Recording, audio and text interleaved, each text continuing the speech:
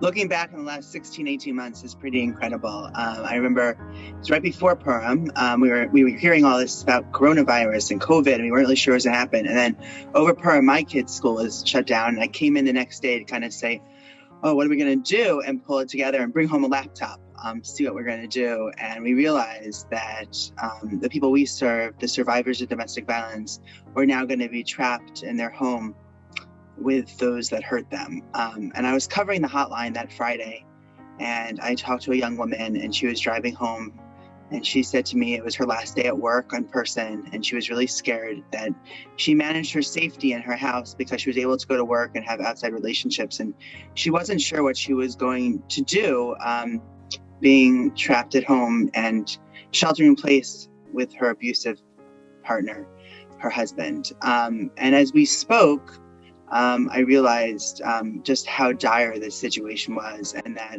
we were going to be looking at the pandemic within the pandemic, family violence. And I said, we did some safety planning, and we talked about ways to stay safe. And then I said, please call us back. And she said, I'm not sure how I'm going to call you if he's home with me. And we had always been planning on having a chat line and a text line, and we were working on it. But we realized right away that was something we had to do. And fast forward a few months, we were able to open one and really increase access to our services and to support for so many. In this time, we have found that people who do not have the safety and privacy to make a phone call are still able to reach out to us for support. This was particularly valuable in the height of the pandemic, when lockdown orders were in place, often keeping survivors quarantined at home with their abusers. Not surprisingly, we have found that the chat line appeals to a younger demographic.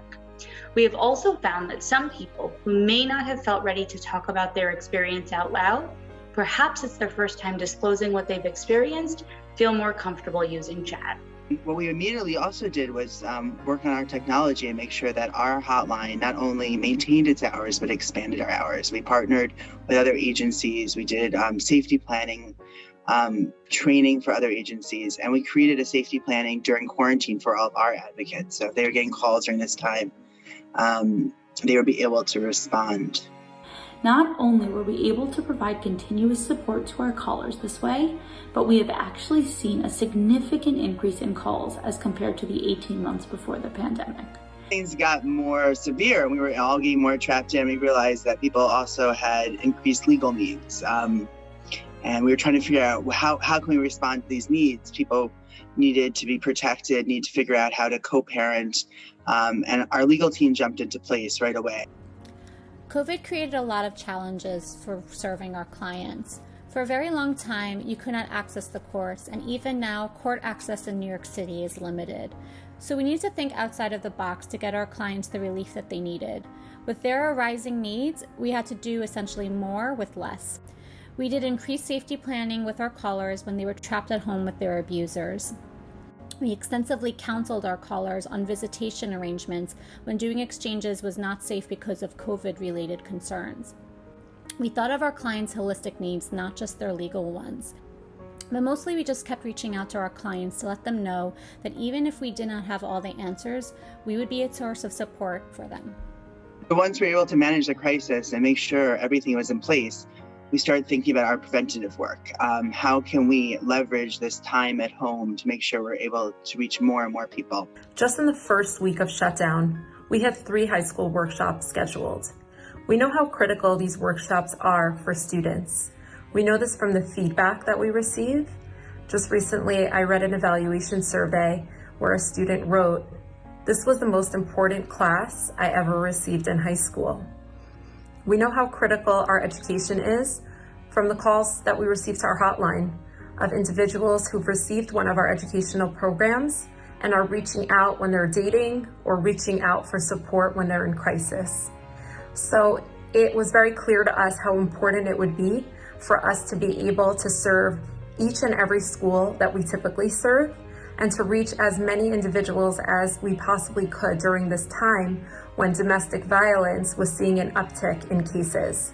We've been able to provide services and programs to communities that otherwise we might not have been able to, that we wouldn't have even considered, just based on the fact that they're far away and it's a whole hassle to get people over there. This way we can just as easily provide a program for people who live 3 states over as we can for the people who are down the block from us. And it's really opened up a whole new world. We knew that during a time when many people were sheltered in place, some people with their abusive partners, it would be really important for us to figure out ways to offer them support, to be able to reach out and to utilize our resources.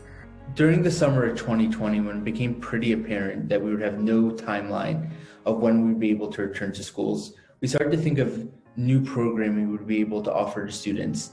And that is when the idea of the Purple Fellowship began. The Purple Fellowship is a new program from Shalom Task Force in which we teach juniors and seniors leadership skills through the lens of domestic abuse prevention. You know, at the time, as with any new program, you're skeptical of if anyone's going to want to join, if people are going to have the time. But now, as we look back at our pilot year, we're able to have 53 students across 23 schools in the US and Canada participate and plan awareness events in their high schools for over 7,600 students. I received a call from a principal of a high school for teens at risk, sharing that one of her students who came from a highly abusive and neglectful home had nowhere to go. This principal actually took the student in, and she was living with her during that time. The story really highlighted for me how important our issue of supporting the community in safe relationships is always, but of course during the time of the pandemic, when many issues in our community that at times were less visible became more significantly visible, it was incredibly important for us to reach so many people and to be able to, more than ever, be able to provide support. So now I look back, and I look back with pride about how we were able to work together as an agency, as a community, to support so many people in need.